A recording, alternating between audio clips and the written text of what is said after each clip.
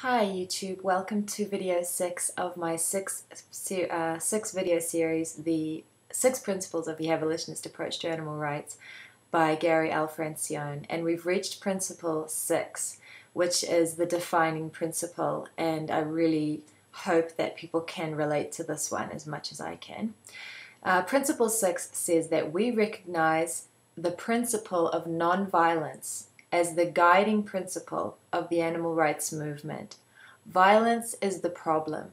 It is not any part of the solution. And that's one of the things I love the most about advocating for abolition in the community is this principle. I hadn't thought of it that way. When I first went vegan, I was very messed up and I felt terribly guilty because I didn't quite know how to deal with the knowledge that for 34 years of my life, I guess you can't count the first, when you're just a little tiny baby child, but for my whole life, basically, I had directly participated in, caused, done harm, vicious, so violent harm to these other animals, and I became quite misanthropic, I don't know how you pronounce it, but I was self-hating for a little while and also hated other humans. And one of the things that helped me the most when I was turned on to the abolitionist approach was this call for nonviolence, especially in advocacy as well, because in the beginning I was so angry, and I was angry with myself, but I was angry with the situation and really dismayed because it sort of hit me all at once. It was like I woke up from being asleep when I went vegan.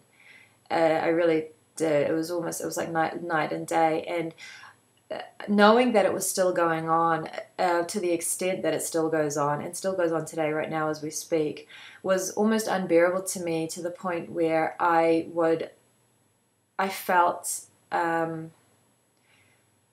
violence was not something that I necessarily rejected, which was extremely hypocritical, because the whole entire problem of what we're doing, discrimination, oppression, killing, torturing, stealing babies, imprisoning, having slaves, it's all rooted in violence, obviously. And I've heard people talk about the history of the civil rights movement, and I learned a little bit more about Mahatma Gandhi and Martin Luther King and their call for nonviolence, and it really, really resonated with me on a really deep level. And it's what's really saved me. It's what really saved me was this principle, and I hadn't actually read it in the 6 principles. It was just a constant message that was underlining everything that I was learning from the abolitionist approach. Because sadly, there are a lot of vegans who are proponents of violence, and it's very hypocritical, and it's certainly not going to help. When I say hypocritical, I mean violence is the problem. So the solution to the problem is not more of the same. Non-violence is what is going to save us from ourselves, and it's the core principle of veganism. Really, harmlessness. Ahimsa is another beautiful word. It is associated with religion. I'm not a religious person. I'm atheist, so when I use the word ahimsa, I try to use it the way I understand it, which is harmlessness, which is the embodiment of living to not cause harm to others. And nonviolence is obviously synonymous with that, isn't it?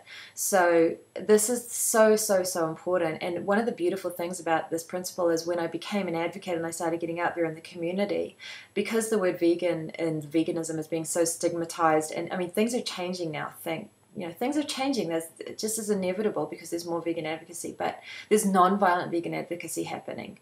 When I first heard about vegan advocacy, to me it meant screaming at people through bullhorns, because that is the only kind of vegan advocacy I'd ever seen. That was the stuff that got on TV.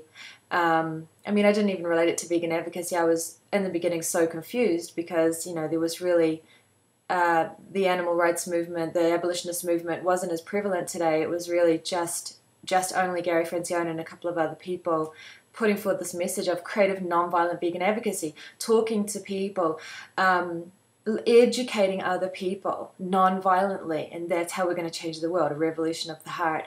And once I started to get into that, all the images that I'd had of animal rights advocacy, because I associated animal rights advocacy with what I'd seen by groups like PETA and things like that, hadn't seen that much of it.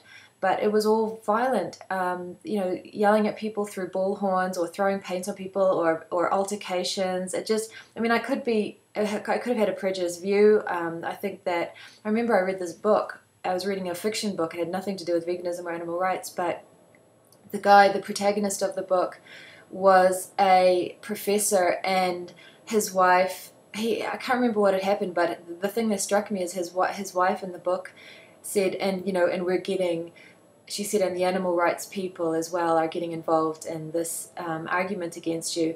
And the way the book wrote it was like his blood ran cold, and he said, we have to protect our children. I mean, this seriously portrayed people who were in favor of animal rights as being really violent people. Vegans are not violent people. That's the whole point of veganism. So it's really, really, really important that you live by this principle, and that you educate others that the principle that veganism is about nonviolence, and it also is a way to reach people, because vegan has been so corrupted. It's getting better, but it's still completely misunderstood. And we're part of the education of that is this approach. So one of the things I find when I'm talking to people is I will ask them if nonviolence resonates with them, and I haven't met anybody who says that nonviolence isn't something they really believe in. One of the things in my stall is a lot of words that word shows up a lot on my posters and my literature, and people relate to that. People come over and say, I agree with nonviolence. The trick is then getting them to realize that other animals are non-human persons, they're moral persons, and that therefore violence against them is violence, equivalent to violence against other sentient beings, other human sentient beings. Because a lot of the thing is that people say, yes, I agree with non-violence, but what we do to animals isn't violent, because they only relate the word violence to be done to be a problem, to be a moral issue, if it's violence between humans, violence against vulnerable children, or violence against women, or war, or things like that. So the trick is to tap into their core belief in nonviolence, which is really lost. It had been lost for a very long time from our world, our human communities, and relate that and let them realize that they can eliminate just an astonishing amount of violence from their lives by going vegan, and they can eliminate their participation in the slaughter of literally millions and millions of animals in the world. Definitely, personally, they can eliminate their direct participation in the slaughter of a few hundred animals a year just through their demand. And that's, for example, I wish that right now I could make a decision today that would save 300 children from being killed in Iraq. I don't know of anything I can do today that can do that, but by being vegan, I'm saving animals who would have been killed in order to suit my demand for the products. So it's the first step to a nonviolent life, and this principle is really, really, really the key underlying principle of the abolitionist approach to animal rights, and of our advocacy especially, and teaching other people about how veganism is part of nonviolence. You can't say you're nonviolent and not be vegan. You cannot say that you believe in nonviolence. I mean, you can say it, but it's not consistent. So Principle 6 ties it all back to nonviolence, and as an advocate, I find it really, really helpful when I'm talking to people in the street. I'm not screaming at them. I'm not yelling. I'm not with a bullhorn, yelling. I'm not throwing paint on them, or trying not to insult them personally.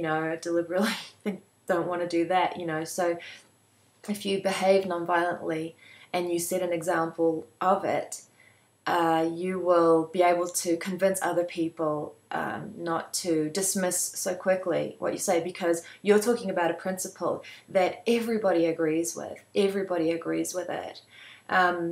There is obviously, when I say everybody agrees with it, everybody claims to embrace nonviolence and to want nonviolence and to want peace. Everybody claims to want peace. The problem is a lot of people think that you can get to peace through war. Or they'll say, well, violence is great and I'd love violence, but, it's really impossible because there's all these bad people out there and we have to go, like all the terrorists or whatever. Or they'll say that the animal world is violent and they kill each other. And, that is very true. I mean, carnivores and all kinds of animals out there, down to insects. That's true.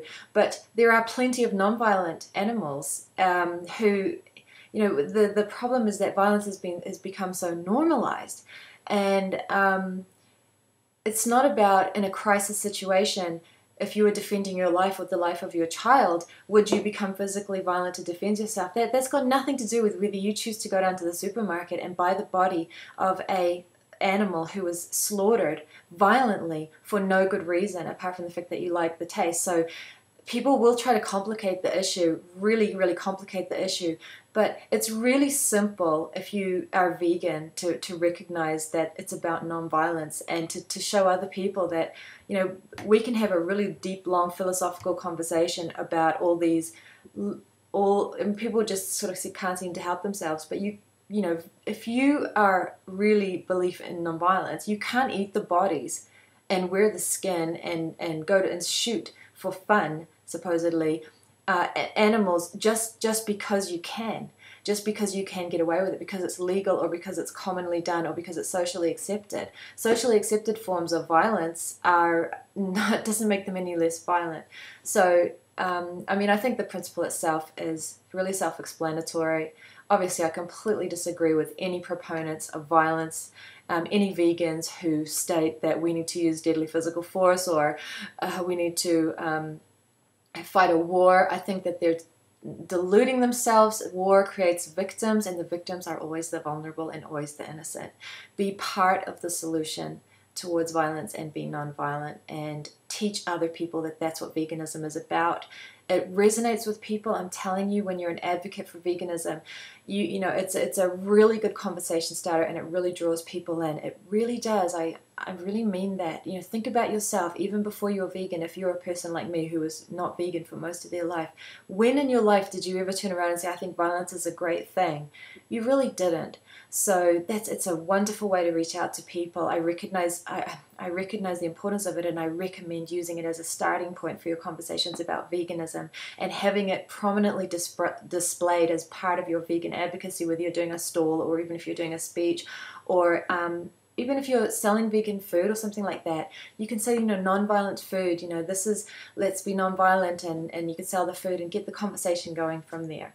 And that's all about advocacy, but it's a basic, it makes a lot of sense, really, doesn't it? If you don't think that violence is a good thing, don't participate in it. Just like principle 1 and 2, you don't participate in it if you think it's a bad thing, so you go vegan. If you think violence is unjust violence, especially this level of violence against the vulnerable, is wrong, you don't participate in it. Just like when we reject racism, sexism, ageism, don't participate in it. That's the first step. It always begins with the individual, so you can reach them on an individual level, and you can show them the hypocrisy of their actions without maybe they're going to get defensive, but the truth is the truth. And once someone is presented with the truth, if you're clear about it and consistent about it, they're going to see it. They might not like it. The truth hurts. They might not like it, but we have an obligation to get the truth out there. We have an obligation to do it. And when you have a common ground with someone, that's a good starting point. And a common ground with people is nonviolence. So I recommend you try it. Think about it for yourself. If you're not vegan, go vegan. If you are vegan, think about nonviolence in your advocacy and educating other people about how veganism is nonviolence. So that's the end of my 6-part series on the 6 principles, and I will try to do more YouTube videos about the abolitionist approach to animal rights and maybe share some experiences as a vegan. I know there's lots of vegan video YouTubers out there, but I really want to bring this theory directly to people. I want people to go and read the sources. I'm almost thinking of doing a book sort of thing. I'll come up with some ideas anyway. So thanks for watching my video, and I'll stop now. And thanks for watching the series if you did, and for sharing them if you did. And just really do investigate these 6 principles. I think that they're really important for everyone to have a read of and consider. Okay, thanks for watching. Bye.